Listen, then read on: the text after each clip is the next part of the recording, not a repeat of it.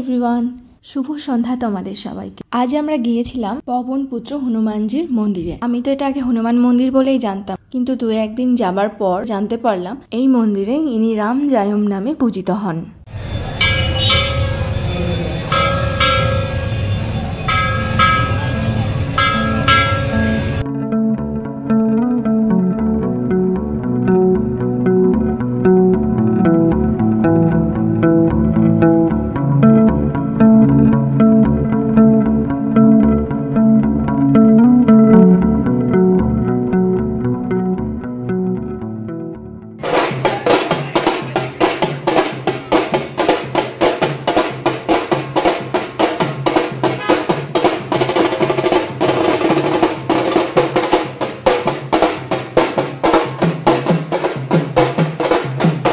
এই মন্দিরের পাশেই রয়েছে আরেকটি রাম মন্দির, আর তার সাথে একটা শ্রীকৃষ্ণের মূর্তি।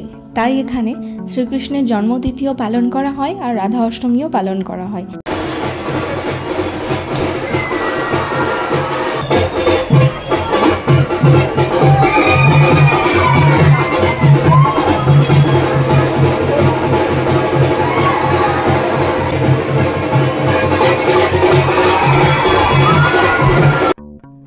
পুজো পাঠ শেষ হলে এখানে সকলের মধ্যে প্রসাদ বিতরণ করা হয়। অনেক দূর দূর থেকে যারা পুজো দিতে আসে তারাও লাইনে দাঁড়িয়ে প্রসাদ নেয়। এই প্রসাদ না নিয়ে কেউ ঘরে ফেরে না।